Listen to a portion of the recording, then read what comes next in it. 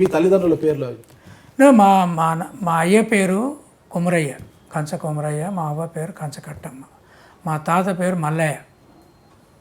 మా నాయనమ్మ చాలా పాపులర్, ఆ ఊరు బుడ్రా వేసినామే, కంచలింగమ్మ. బాబాయ్పేటలో ఇప్పుడు ఇంగ్లీష్ మీడియం స్కూల్ పెట్టించిన నేను. ఈసారి మొదటిసారి ఆ ఊరు నుంచి లంబాడ పిల్లవాడు ట్రైబల్ లిస్ట్లో టాప్ వచ్చి ఎంట్రన్స్లో ఉస్మానియా యూనివర్సిటీలో మెడిసిన్ చేస్తున్నాడు. 4గురికి వచ్చింది ఇంజనీరింగ్ మెడిసిన్. ఎన్ఐటీలో చదువుతున్నారు. మా ఊరు పోయి మీరు ఒకసారి ఆ స్కూల్ పిల్లలతో మాట్లాడండి. ఆ స్కూలు మాదిగ ముసలమ్మ ప్రారంభించింది. కనుక నా చరిత్ర నాకు, నా నా నా సంబంధాలు నాకు ఉన్నాయి. ఉన్నత స్థాయి ఉద్యోగం చేశారు మీరు, అంతా బాగుంది. కంచ ఐలయ్య గారు మంచి పేరు.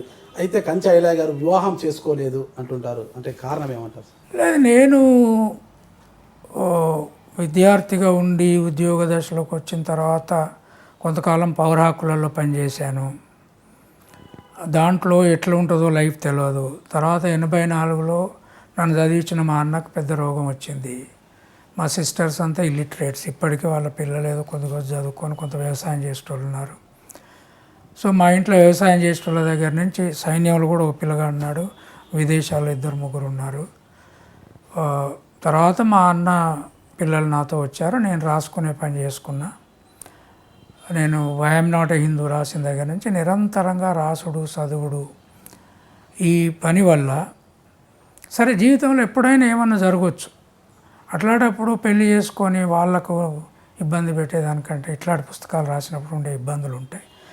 రెండవది, అంబేద్కర్ జీవితాన్ని అధ్యయనం చేసిన ఆయన పిల్లలు చాలా కష్టపడి చచ్చిపోయారు. మార్క్స్ పిల్లలు కూడా అట్లే చచ్చిపోయారు, ఆకలితో చచ్చిపోయారు. అటువంటి పరిస్థితి ఒకవేళ నా పిల్లలకే నేను గంటే వచ్చిందనుకో, సరే మా అన్న పిల్లలు నాతో పెరిగారు, అది వేరే విషయం, కానీ కంటే వచ్చిందనుకో, అది నా బాధ్యత కాదు కదా, మంచిది కాదు కదా. అందుకని బుద్ధుని మీద కూడా నేను రాసినోడు ఒకటి చెప్పిన. బుద్ధుడు ఆయన భార్యకు చెప్పకుండా కొడుకును వదిలిపెట్టి, కొడుకును కన్నాక చెప్పకుండా వదిలిపెట్టడం మంచిది కాదు.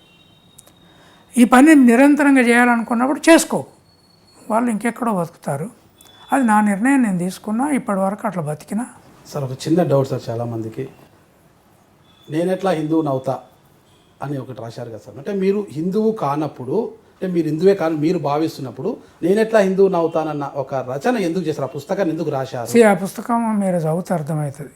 పోచమ్మ దేవతలకు వాళ్ళ రామునికి కృష్ణునికి, వాళ్ళ రామునికి విష్ణువుకు బ్రహ్మకి ఏం సంబంధం లేదు, మైసమ్మకి ఏం సంబంధం లేదు, బీరప్పకి ఏం సంబంధం లేదు. మా దేవతలు మాకున్నారు, మీ దేవతలతో మాకు సంబంధం లేదు.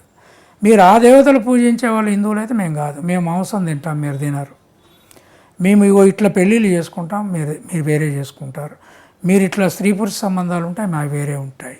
మీరు ఇట్లా ఈ రకంగా చేస్తారు, మేము వేరే చేసుకుంటాం. పుట్టుక నుండి సాగు వరకు మీ పద్ధతి వేరు, మా పద్ధతి వేరు. మీరు హిందువులు అయితే మేము కాం, మేము ఒకవేళ అయితే మీరు కాకూడదు. అది పంచాయతీ, ఇది తాత్విక పంచాయతీ. Subscribe I dream.